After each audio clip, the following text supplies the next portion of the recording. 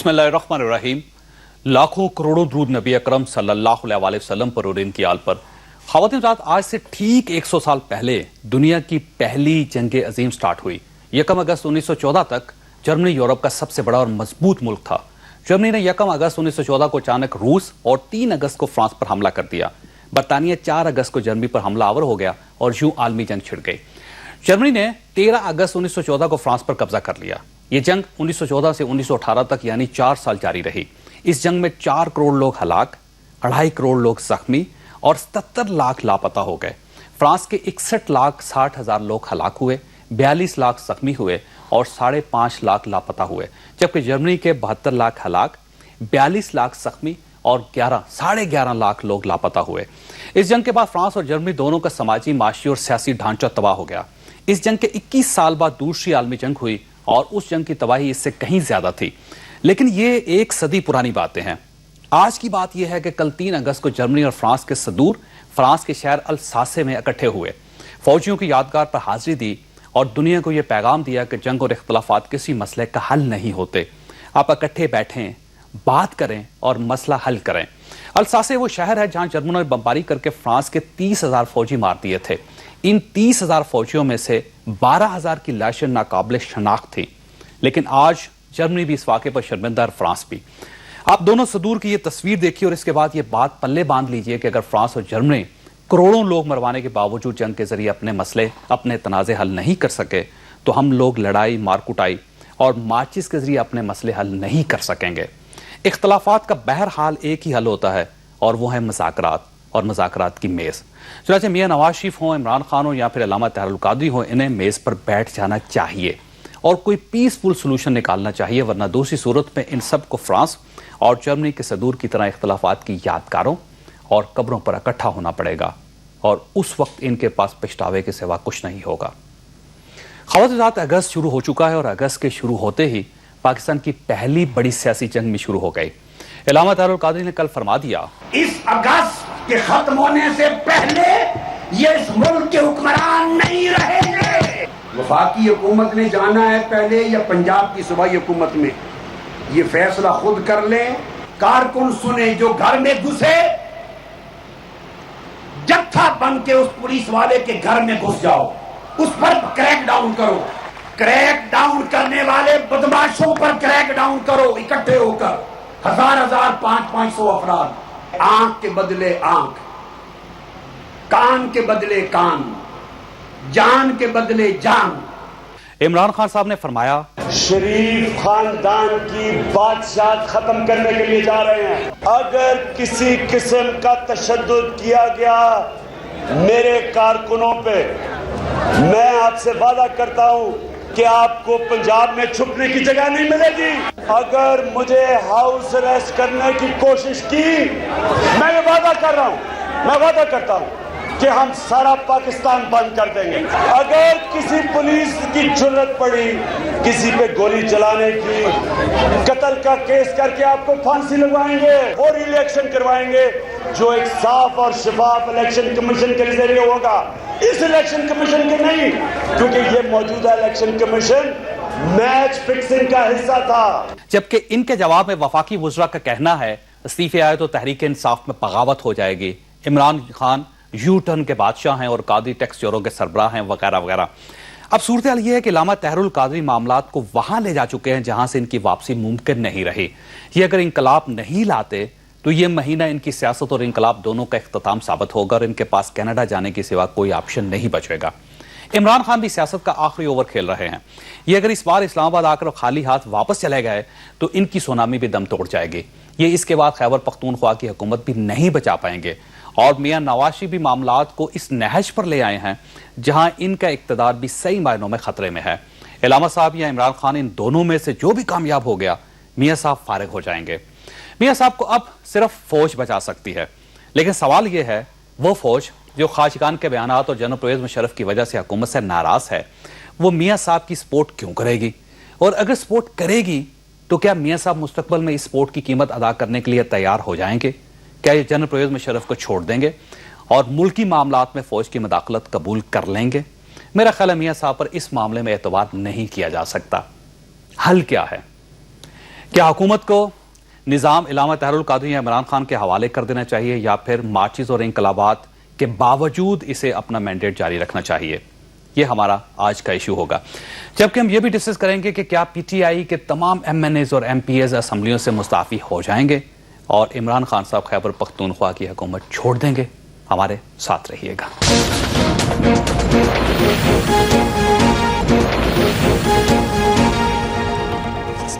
دوبارہ خوش آمدید خواصات، ایک اناؤنسمنٹ کرتا چلوں پروگرام کے شروع میں۔ شاہ محمود قریشی صاحب نے یہاں تشریف لانا تھا لیکن وہ ناگزیر وجوہات کی وجہ سے، بلکہ اپنی میٹنگ کی وجہ سے وہ تشریف نہیں لا رہے، اور وہ اپنی جگہ انہوں نے علی محمد خان صاحب کو بھجوا رہے ہیں۔ پاکستان تحریک انصاف سے ان کا تعلق ہے۔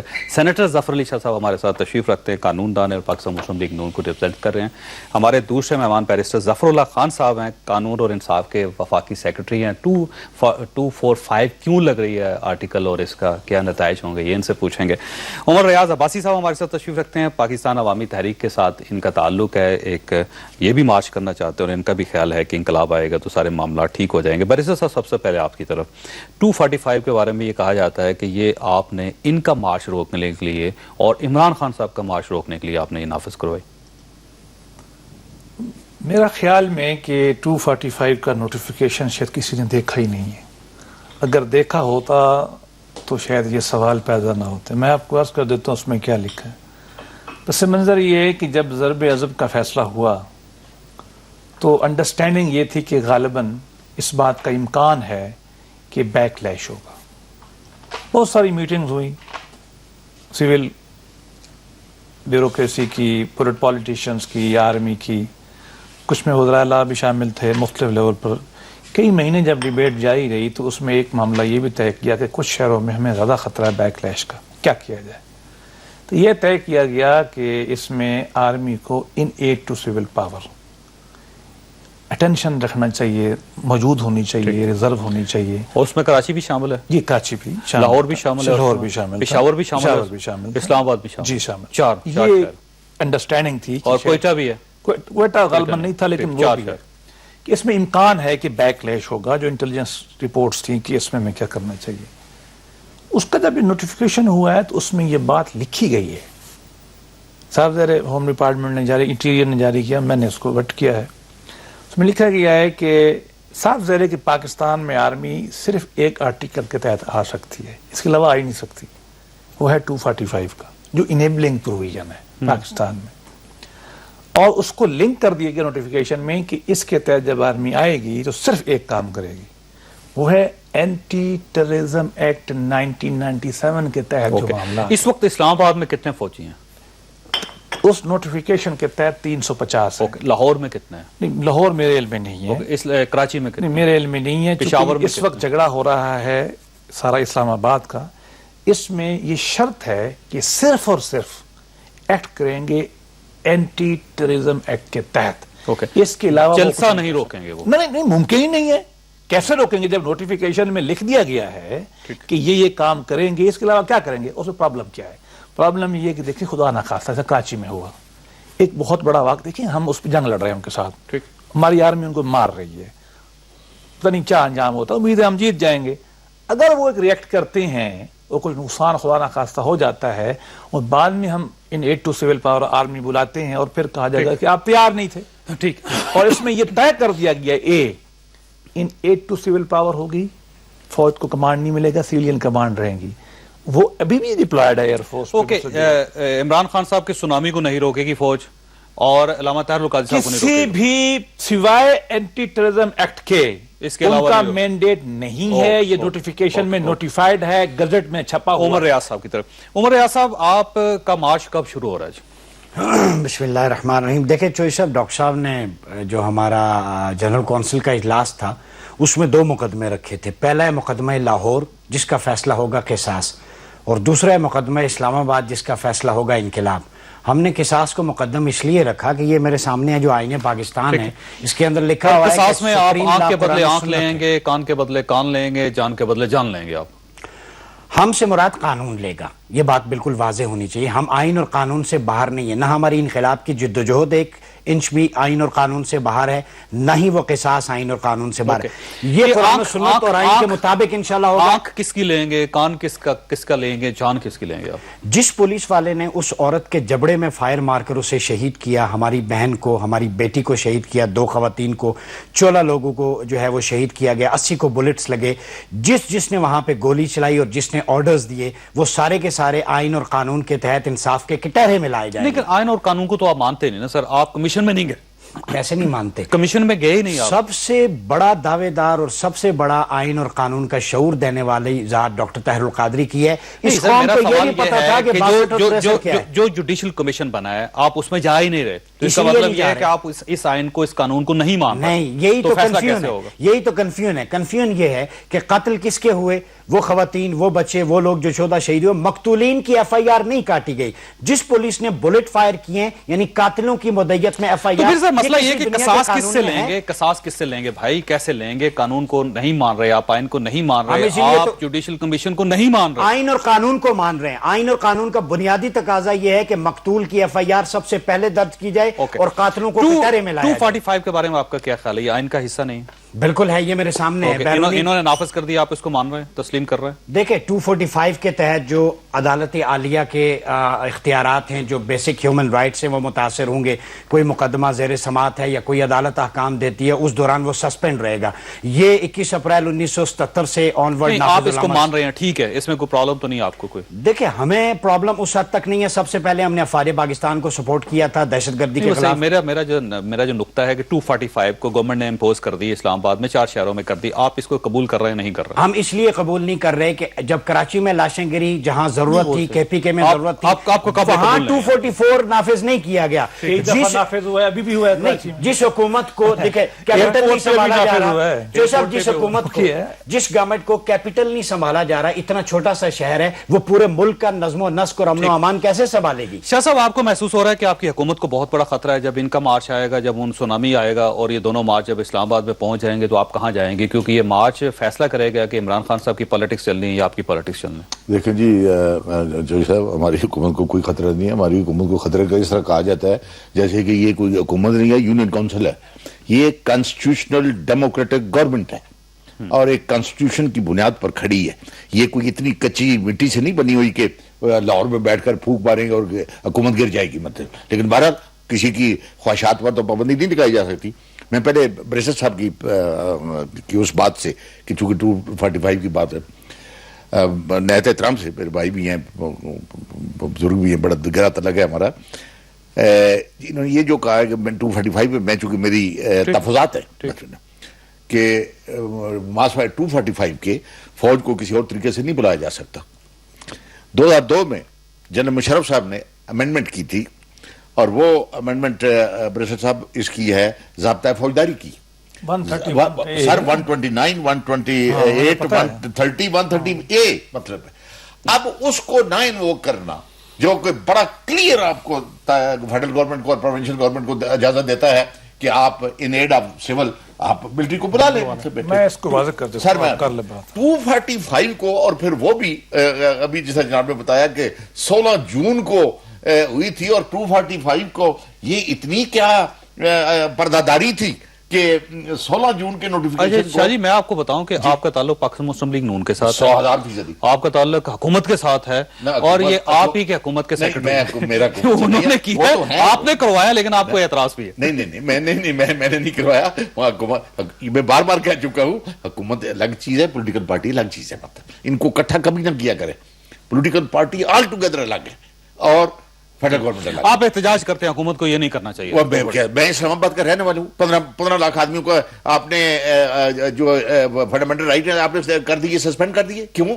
क्या इस्लामाबाद ने क्या किया? आप सुप्रीम कोर्ट चले जाएं शाह जी। नहीं, वो मैंने क्या जाना है, मतलब वैसे जाते रहते लोग, इसमें भी चले जाएं। नहीं, वो लोग गए, लेकिन मैं अली मोहम्मद खान साहब को शामिल करना है। अली मोहम्मद साहब को शामिल करना है आपकी तरफ आऊंगा। आपकी तरफ अली मोहम्मद साहब, ये बताइएगा कि आपने फैसला कर लिया है कि बादशाह खत्म हो जाएगी 14 अगस्त को? बिस्मिल्लाहिर्रहमानिर्रहीम, या कनाबुदु या कनस्तईन। बादशाह इंशाल्लाह खत्म होगी जावेद साहब, लेकिन मैं समझता हूँ कि आज ज़मीर की आवाज़ निकली है और मैं सल्यूट करता हूँ शाह साहब को जो उन्होंने बात की है आज, कि उन्होंने हुकूमती सेनेटर होते हुए उनको एहसास हो गया कि वही ज़मीर की आवाज़ कभी ना कभी दिल से निकल ही आती है کہ ویسے ہمیشہ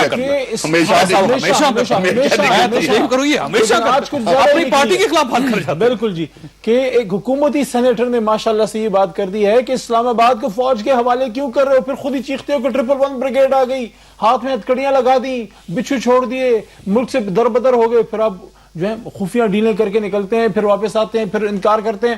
ان ساری چیزوں سے بچنے کے لیے بہتر ہے کہ دیکھیں جاوید صاحب, پولیٹیکل مسئلے کا پولیٹیکل حل ہوتا ہے, بندوق والے کام کا بندوق والا حل. آپ پولیٹیکل مسئلے کو فوجی طریقے سے حل نہیں کر سکتے, آپ پاکستانی عوام کو فوج کے مد مقابل نہیں لا سکتے. اگر آپ کا یہ خیال ہے جاوید صاحب, میاں صاحب اگر آپ کا یہ خیال ہے, میاں نواز شریف صاحب آپ کا یہ خیال ہے کہ آرمی بھی پولیس پنجاب پولیس کی طرح گلو بٹ کا کردار ادا کرے گی, تو پاکستان آرمی آپ کی گلو بٹ نہیں ہے, وہ آپ کے لیے پاکستانی عوام پہ آپ کیونکہ لیٹ آئے ہیں. بیرسٹر صاحب کا یہ کہنا تھا, لا سیکرٹری ان کا یہ کہنا تھا کہ فوج کو صرف دہشت گردی کے خلاف بلوایا گیا, اس کے علاوہ کوئی اس کے علاوہ کہنے کا ہمارا کوئی ایجنڈا نہیں. دہشت گردی کے خلاف بلایا نا, سب سے زیادہ دہشت گردی کا خطرہ کب تھا؟ جب آپ نے آپریشن کا اعلان کیا, اس وقت نہیں تھا خطرہ.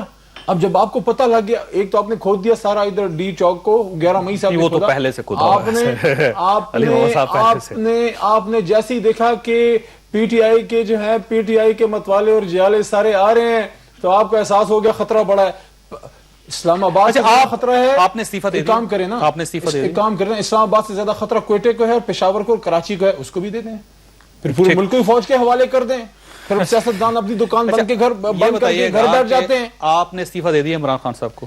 میں آن ریکارڈ لانا چاہتا ہوں کہ خان صاحب کو سب لوگوں نے استعفے اپنے جو ہے وہ ان کے پاس اب اختیار ہے, جس وقت دینا چاہیے, لیکن میں وہ فرسٹ میں نہیں ہوں جو 1 جولائی کو, آج سے 1 مہینہ پہلے میں نے خان صاحب کو دیا تھا کہ خان صاحب ہم نظریے کے لوگ ہیں, ہم ایم این اے بننے کے لیے نہیں آئے تھے. تمام ایم این ایز نے, مہینہ پہلے تمام ایم پی ایز نے استعفے دے دیا. آج پارلیمانی پارٹی میں فیصلہ ہو گیا, استعفے ان کو ڈیلیور ہو گئے. ہاں, ڈسکریشن خان صاحب کی ہے, وہ جس وقت چاہیں. ٹھیک, اور خیبر پختونخوا کی حکومت بھی چھوڑ دیں گے آپ لوگ؟ میرا نہیں خیال. خیبر پختونخوا کی حکومت قائم رہے گی, وفاق کے صرف جو آپ کے جو ایم این ایز ہیں وہ مستعفی ہوں گے. پنجاب میں ایم پی ایز, پنجاب میں ایم پی ایز وہ بھی استعفیٰ دے دیں گے یا وہ قائم رہیں گے؟ ابھی وہ ڈیسائیڈ نہیں ہوا, وہ ڈیسائیڈ صرف ایم این ایز کا فیصلہ ہوا. ابھی ایم این ایز کا یہ ہے کہ جس وقت خان صاحب چاہیں گے وہ اسپیکر صاحب کو دے دیں گے. صوبے کو ابھی ہم نہیں چھڑ رہے, کیونکہ پھر لوگ کہیں گے کہ بھاگ گئے اور یہ بھاگ نہیں دیں گے, اس طرح کی باتیں کرتے ہیں. ان کو ہم بتائیں گے حکومت کیسے ہوتی ہے, کیسے. بیرسٹر صاحب, مسئلہ یہ ہے کہ پی ٹی آئی وہ آپ کے 245 کے خلاف ہے, عوامی تحریک جو ہے وہ اس کے خلاف ہے, اور آپ کے اپنے اندر سے بھی آوازیں نکلنا شروع ہو گئی ہیں. تو کیوں ویو ان کا, اور کیا ضرورت تھی آپ کو یہ کرنے کی؟ تھوڑا اس کو واضح کر دوں, پاکستان کا آئین یہ کنسنسس ڈاکومنٹ ہے. سینٹریپیٹل سے لے کر سینٹریپیٹل اسلامک سیکولر پارٹی نے اگری کیا. انہوں نے پاکستان کی آرم فورسز کا ایک آئینی کردار متعین کیا. وہ اس کی جو 245 میں انہوں نے 2 کنڈیشن لکھی کہ اگر ایکسٹرنل اگریشن ہوتا ہے یا انٹرنل ڈسٹربنس آ جاتی ہے, in aid to civil power, federal government کو حق ہوگا کہ وہ ان کو بلائے. یہ اس کی انیبلنگ پروویژن ہے. یہ کیوں کی گئی ہے؟ ایشو تب پیدا ہوتا ہے جب ہم یہ نہیں سمجھ پاتے ہیں کہ کیا آرمی گورنمنٹ سے الگ ہے. تھیوری یہ بتاتی ہے, کانسٹیٹیوشنل لا یہ بتاتا ہے کہ یہ اسٹیٹ کا ایک کورسو سیٹ اپ, ایگزیکٹو کا حصہ ہے. یہ ایگزیکٹو نے جب بھی پالیسیز کی امپلیمنٹ کرانی ہوگی, رینجر سے کروائے گی, بعض اوقات پولیس سے کروائے گی, بعض اوقات آرمی کو بلا لے گی. اس پس منظر میں ہمارے فاؤنڈنگ فادر نے یہ پروویژن رکھی. فوج کو ہم 3 لاء کے تحت بلاتے ہیں, شاہ صاحب کہہ رہے تھے. ٹھیک, اچھا میں نے نا بیرسٹر صاحب بریک لینی ہے, بریک کے بعد اسی جگہ سے سٹارٹ کریں گے. ایک سوال آپ کے پاس چھوڑ رہا ہوں کہ اگر فوج پہ اتنا ہی ہماری ڈیپینڈنسی ہے, اتنا ہی ہم اس پہ انحصار کرتے, تو پھر ہم اسے ڈرتے کیوں ہیں, پھر ہم ان سے انکار کیوں کرتے ہیں؟ وہ اگر ملک کو ٹھیک کرنے کے لیے آ جاتے ہیں تو ہم ان کے خلاف کیوں کھڑے ہو جاتے ہیں؟ بریک کے بعد آپ ساتھ پروگرام میں دوبارہ خوش آمدید. خواصات آپ کے سامنے 245 کی شروع کا جو حصہ ہے وہ آپ کے سامنے پیش کرتا ہوں, اور اس کے بعد بیرسٹر صاحب اور ظفر علی شاہ صاحب آپ کے سامنے سارے جواز پیش کریں گے. مسلح افواج وفاقی حکومت کی ہدایت کے تحت بیرونی جارحیت یا جنگ کے خطرے کے خلاف پاکستان کا دفاع کریں گے. لیں جی بیرسٹر صاحب بتائیے, کون سی جنگ ہو رہی ہے یہاں پہ, اور کہاں سے اندر جنگ ہو رہی ہے, کہاں سے باہر سے جنگ ہو رہی ہے؟ تیسرا پڑھ لینا, پورا پڑھ لینا. ہاں جی, اور قانون کے تابع شہری حکام کی امداد میں جب ایسا کرنے کے لیے طلب کیا جائے گا کام کریں گے. تو یہ ٹھیک ہے نا, اس سے تو کوئی جنگ کے لیے یا جارحیت کے خلاف جب بھی ان کو بلوایا جائے گا فوج. دیکھیے 3 چیزوں میں مختلف گراؤنڈ ہیں, 3 گراؤنڈز کے اوپر اس میں آرمی کو بلایا جا سکتا ہے. سر ٹیررزم ہے اس میں, اینڈ جو ہے اینڈ کے بعد ان ایڈ ٹو سول پاور، یہ تیسری بالکل سیپریٹ کلاس ہے. آئے گی وہ نہیں میں عرض کرتا ہوں اس پہ کچھ سینکڑوں دفعہ اس کے اوپر ہائی کورٹ میں سپریم کورٹ پہ ڈیبیٹ ہو چکی ہے. یہ سیپریٹ کلاس ہے. سر جنگ ہو رہی ہے کچھ اس کے تحت؟ یہ تو جو میں نے آپ کو عرض کیا کہ فاٹا میں جو پرابلم ہے اس کی بیک لیش کے خطرے کے اوپر ایک پریونٹیو بھی ہے. دیکھیے 350 فوجی یہاں پہ ہیں، لاہور میں نہیں ہے، کراچی میں نہیں ہے، پشاور میں جہاں وہ ضرورت پڑی. کراچی تو میں آپ کو بتاؤں پچھلے سال بھی کئی دفعہ آئی ہے. نہیں آئی ہے، فوج ہے وہاں پہ. اسلام آباد میں تو موجود ہے نا سر؟ نہیں جاوید صاحب ادھر کراچی اور کراچی میں بھی کئی دفعہ آئی ہے. انسان اہم ہے، کراچی میں بھی اہم ہے، گر رہی ہیں یا اسلام آباد میں گر رہی ہیں. اور خطرہ پشاور کو زیادہ ہی ہے اسلام آباد کو. وہ تو جہاں جہاں جس کو ضرورت محسوس یہاں پہ ضرورت ہے نا. ضرورت ہے. انٹیلیجنس ایجنسیز کی رپورٹ یہی تھی کہ یہاں پرابلم ہے. سر پشاور کے بارے میں بہت زیادہ، کراچی کے بارے میں روز کی ہے، لاہور کے بارے میں بھی ہے. جہاں بھی ضرورت پڑتی ہے وہ آتی ہے. یہ اسلام آباد میں ضرورت ہے. لیکن میں نے آپ کو عرض کر دیا کہ اس کے اندر لکھا ہوا ہے کہ یہ صرف اور صرف اینٹی ٹیررزم ہے. پتہ ہے اینٹی ٹیررزم نہیں ہے سر، 245 میں ہے ہی نہیں. اسی جگہ پہ دہشت گردی کا لفظ ہی شامل نہیں ہے. 245 پڑھ دیتا ہوں، فرق ہے. بتائیے. عرض کرتا ہوں میں 3 ڈیفرنٹ گراؤنڈز ہیں لا کو انٹرپریٹیشن کے اپنی اصول ہے. میں نے آپ کو عرض کیا اس پہ سینکڑوں کیس لا موجود ہے، آلریڈی ایکسپلین ہو چکا ہے. The armed forces shall under the direction of federal government, پہلی بات کیا ہے، ٹھیک ہے صحیح، defend Pakistan against external aggression, number 1. ٹھیک ہے.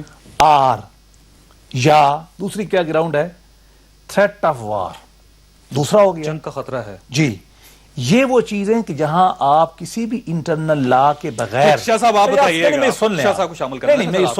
نہیں سننا پڑے گا. میں عرض کرتا ہوں ان دو میں کسی لا کے بغیر ایکٹیو وار کے تحت فوج کام کر سکتی ہے فیڈرل گورنمنٹ پہ. تیسری بات ہے اینڈ یہ نئی بات شروع ہو جاتی ہے. انگریزی کا سادہ بنیادی اصول ہے subject to the law act in aid of civil power. Civil power اگر کسی بھی معاملے میں ناکام ہوتی ہے تو فیڈرل گورنمنٹ کو کسی کے لا کے مطلب یہ ہے کہ آپ ناکام ہو چکے ہیں اور آپ فوج کو اس لیے لا رہے ہیں.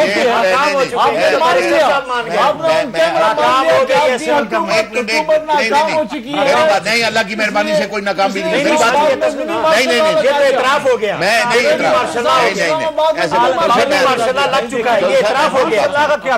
نہیں آپ نے اعتراف کر لی ہے. سول گورنمنٹ فیل ہو چکی ہے مکمل طور پر. یہ منی مارشل لا نہیں توڑ بھائی. مارشل لا تب ہوتا ہے جب سول گورنمنٹ نہ ہو. نہیں آپ کہہ رہے فیل ہو چکی ہے، اس کا مطلب ہے فیل ہو گئی ہے تو گھر چلے جائیں.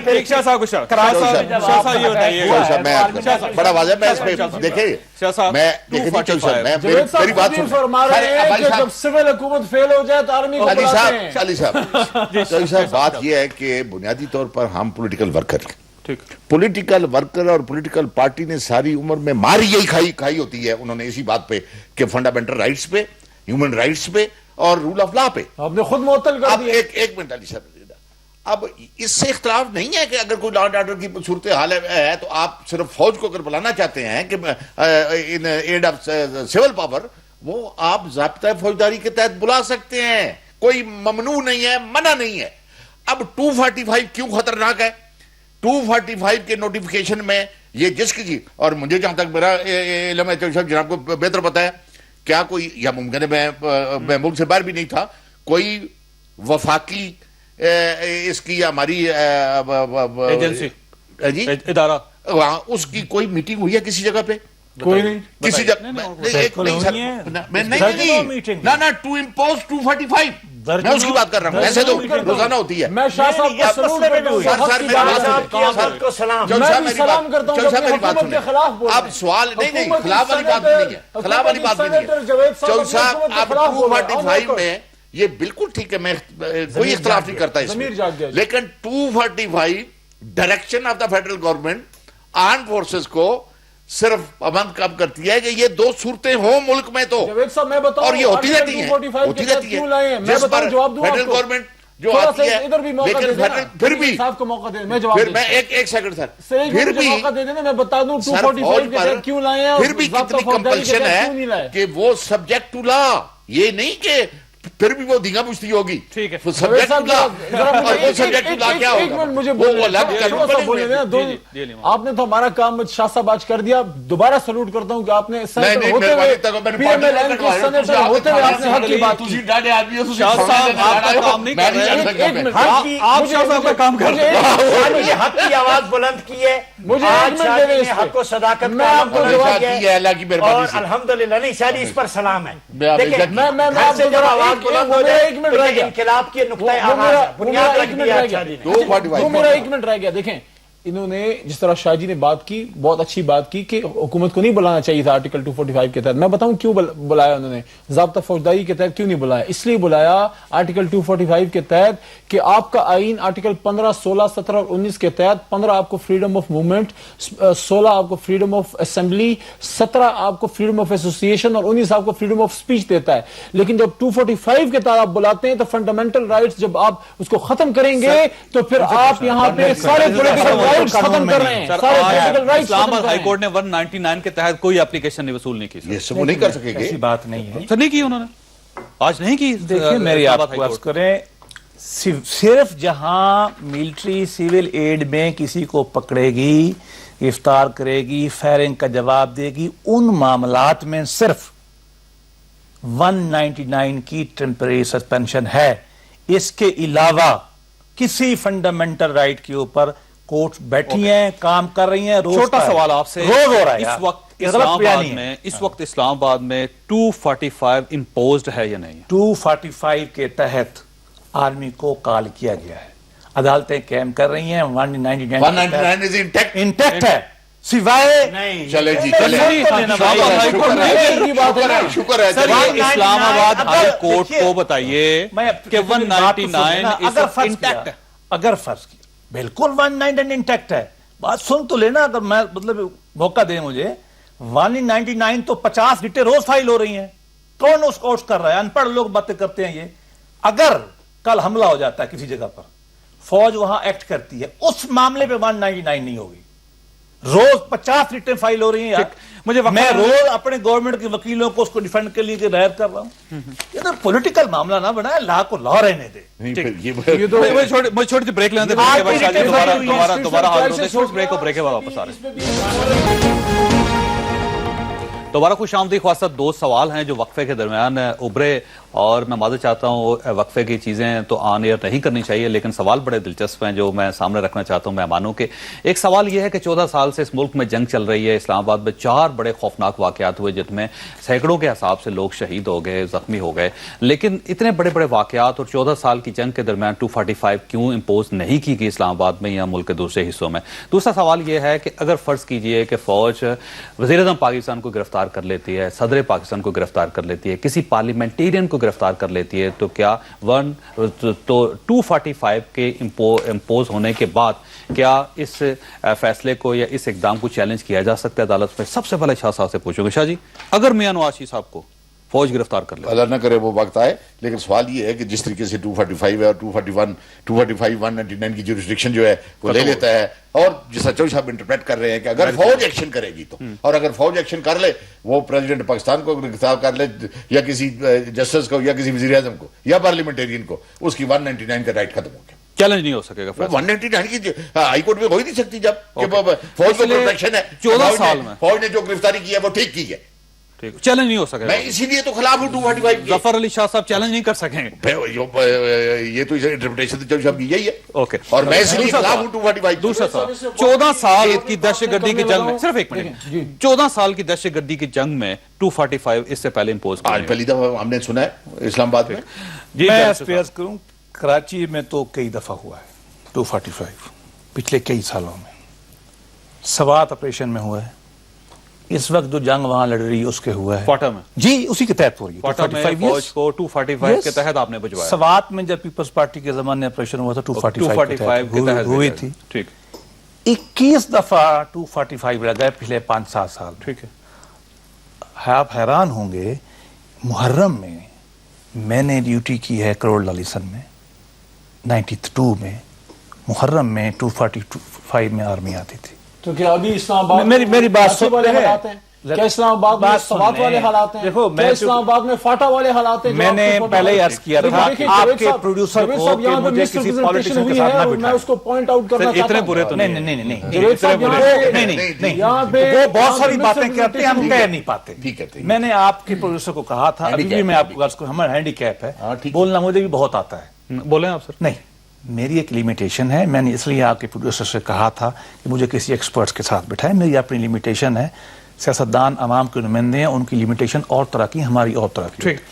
دوسرا سر اس میں دیکھیں الیکشن کے اندر سنیں, الیکشن میں سن لیں, الیکشن میں بھی آرمی آئی تھی, کس کے تحت کہ تینوں میں اور ہے, کس کے تحت؟ 245 اینڈ ہے بھائی, 245 کے تحت 245 کے تحت. ٹھیک. اچھا میں آج میں بتاؤں اسلام آباد میں سر کیا غیر معمولی فیصلہ ہے. ان کو اگر یہ خوف ہے کہ اس ایکشن کا, دیکھیے پہلے ایکشن ہوتے رہے, میں تو کہتا ہوں پہلے ہی شاید بلانی چاہیے تھی ایز سٹیزن, بندے نہ مرتے. لیکن اب چونکہ آپ ان کی بیک بون توڑ رہے ہیں, پرسپشن یہ تھا ایجنسیز کا, انٹیریئر منسٹر نے بہت تفصیل سے واضح کیا, بہت ساری رپورٹس ان کی یہی تھی کہ شاید اللہ نے مہربانی کی بیک لیش نہیں ہوا, بیک لیش کا خطرہ تھا.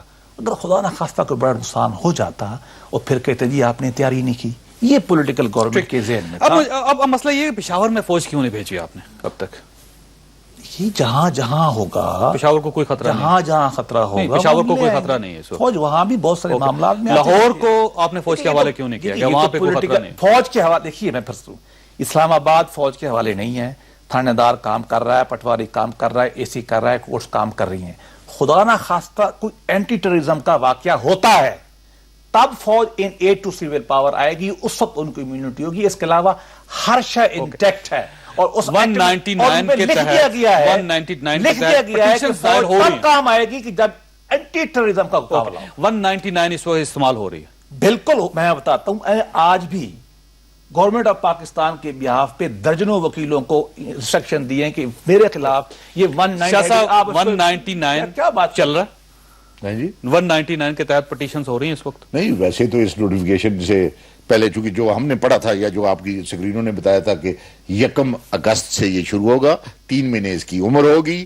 لیکن وہ جو ریٹ داخل ہو چکی ہے وہ پہلے ہو چکی ہے, اور پہلے والی ریٹ جو ہے وہ ویسے ہی پروٹیکٹڈ ہو جاتی ہے 245 میں, کہ جو ریٹیں اس کے نفاذ سے پہلے ہوئی ہیں وہ کنٹینیو رہیں گے, اس کو کوئی نقصان نہیں پہنچے گا. لیکن جب یہ نفاذ ہو جائے گا اس کا, پھر اس کے بعد نہیں ہو سکتا. نہیں, بیرسٹر صاحب کا کہنا ہے کہ آج بھی ریٹس دائر ہو رہی ہیں اور کوئی ایشو نہیں ہے. میں کہتا ہوں آپ یوں کرتے ہیں, کل پھر ملتے ہیں. میں آپ کو پھر کرتا ہوں, لا کے آئین میں لکھا ہوا ہے کہ صرف وہ جو action army a to civil power رہے گی اس ایکشن کی امیونٹی ہے. سینکڑوں ریٹیں ہو رہی ہیں, کل آپ یوں کریں, آپ اپنا آدمی بھیج دیں, چیک کر کے آئیں, فیکٹ فگر سے بات کر لیں. عمر ریاض صاحب یہ بتائیے, پہلے بات تو یہ کہ بیرسٹر صاحب کا یہ کہنا ہے کہ آپ لوگوں کو کوئی خطرہ نہیں اور آپ کے خلاف 245 استعمال نہیں ہوگی. دیکھیں میرے خیال میں گورنمنٹ نے اپنے لیے گڑا خود کھوٹ دیا ہے. یہ انہیں وقت آنے پہ پتہ چلے گا جس طرح سے چیزیں جا رہی ہیں. بیسک ہیومن رائٹ سسپینڈ ہیں. یہ بے شک جیسے انٹرپریٹ بیرسٹر صاحب کہہ رہے نہیں, میں وہ سیکریٹری ہیومن رائٹس ہوں, میں بتا رہا ہوں, اعلان کہہ رہا ہوں. نہیں جب وہ کہہ رہے ہیں تو بات. دوسری بات یہ ہے, دیکھیں یہ گورنمنٹ ہی ویسے ہی آئین اور قانون کے خلاف ہے. غیر آئینی غیر قانونی پارلیمنٹ ہے. انہوں نے آرٹیکل 5 سے 40 تک معطل کیے ہوئے. اس شرط پہ شہری کا فرض ہے. سنیں ایک منٹ بیرسٹر صاحب, میں آپ کی بات میں نہیں بولا. سر ان کی بات سنیں, ان کا جو اختیار جو عوام کو, عوام نے جو اختیارات تفویض کیے ہوئے امانتاً حکمرانوں کو, اس شرط پر کہ وہ انہیں صحت, روزگار, تعلیم, انصاف مہیا کریں گے. مجھے آرٹیکل 38 عملاً پورے پاکستان میں بتا دے, مناظرہ کر لے کوئی, کہیں پہ آرٹیکل 38 کی کلاز ایف ہو, کلاز ڈی ہو, کوئی بھی مجھے ایک بتا دے. جب آئین انہوں نے سسپینڈ عملاً کیا ہے تو کیا ان پہ آرٹیکل 6 لاگو نہیں ہوتا؟ اگر ڈکٹیٹر معطل کرے اس پہ آرٹیکل 6 لاگو ہوتا ہے, تو کیا سویلین گورنمنٹ آرٹیکل جو ہے وہ معطل کرے قانون کو, لوگوں کو بنیادی سہولیات نہ دے؟ یہاں لوگ ڈگریاں چلا رہے ہیں, یہاں پہ جعلی ڈگری ہولڈر جو ہے وہ وزیر تعلیم بنا بیٹھ